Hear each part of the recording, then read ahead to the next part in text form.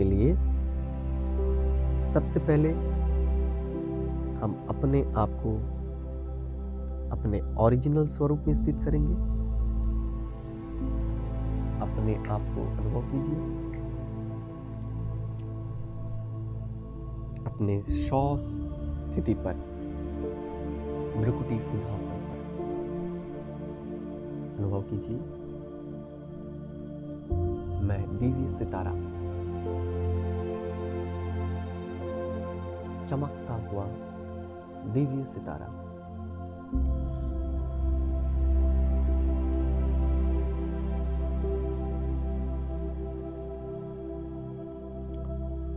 स्वयं परमात्मा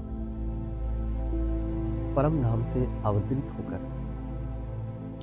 अभी हमें दिव्य शिक्षाएं दे रहा है।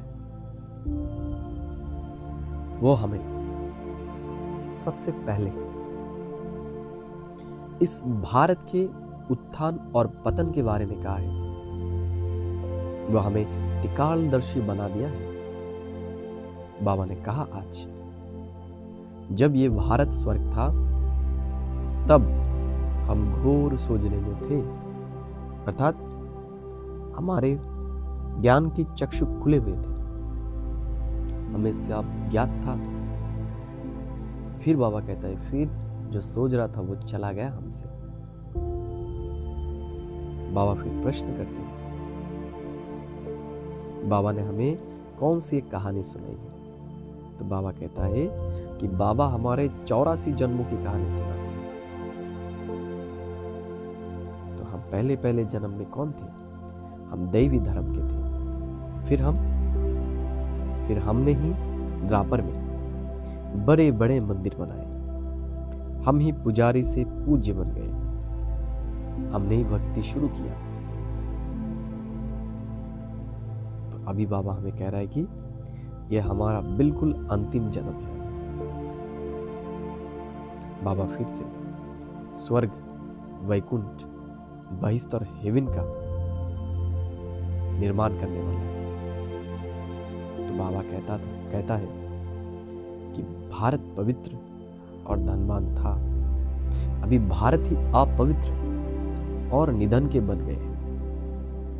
बाबा अभी हमें ऐसा शिक्षा दे रहा है कि हम सुंदर शरीर, सुंदर मन और धन संपदा से भरपूर बनने वाले हैं।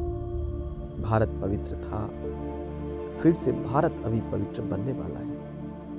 अभी भारत अपवित्र और कंगाल बन गए। 5 विकार ने भारत का पूरा बेड़ा गर्क कर डाला है। भारत को एकदम खत्म कर दिया है। भारत फिर से पवित्र बनकर धनवान, संपत्तिशाली बनने वाला है। बाबा ने आज हमें याद दिलाया कि हम ही वो लक्ष्मी नारायण थे और अभी हम वो लक्ष्मी नारायण बनने वाला है। बाबा ने आज हमें याद दिलाया कि सृष्टि का समय सिर्फ 5000 वर्ष ही है। जो लाखों वर्ष कहते हैं, बाबा कह रहे हैं वो गपोरा है, वो सत्य नहीं है, क्योंकि हम आत्माओं का सिर्फ 84 ही जन्म है। और बाबा ने कहा कि हम मनुष्य आत्मा मनुष्य योनि में ही आते हैं। जो 84 लाख योनि है, वो हर एक आत्मा अलग अलग है, अलग अलग वैरायटी का है। और जो जिस धर्म का है वो उस धर्म में जन्म लेगा। और जो भी पशु पक्षी का आत्मा है वो उसी रूप में जन्म लेगा। वो कोई मनुष्य नहीं होगा, या फिर मनुष्य कोई पशु पक्षी नहीं बनेगा।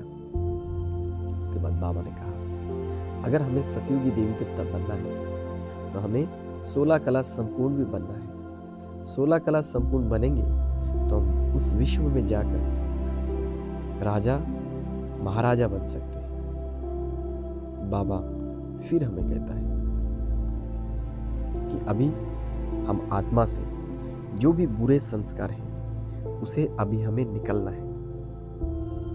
और हमें याद रखना है, यह हमारा 84वां जन्म है, यह हमारा वानप्रस्थ अवस्था है।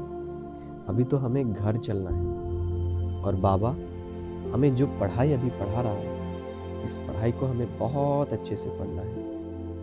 2 नंबर बाबा ने आज कहा कि देह के सब संबंधों का अभी हमें छोड़ना है और हमें राजाई के लिए पढ़ना है। अभी हमें बीज और झाड़ को सिमरन करना है, हमें हर्षित रहना है। वरदान बाबा ने आज कहा हमें उपराम और एवारेडी बन बुद्धि द्वारा अशरीरीपन का अभी हमें अभ्यास करना है और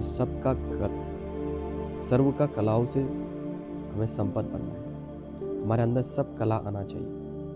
तो बाबा आज कह रहा था कि हमें उपराम बनना है। इस दुनिया के किसी भी चीज़ में हमारे मोह नहीं होना चाहिए, हमें तो मोल्ड होना चाहिए। जैसे बाबा कहते हैं ना, उदाहरण दिया आज सर्कस का, सर्कस में जो होते हैं वो कलाबाज होते हैं, वो किसी भी चीज़ में फिट हो जाता है। तो हमें भी, हम जहाँ भी चाहे, जितने समय चाहे, वहाँ पर हमारे बुद्धि को हम टिका सकें।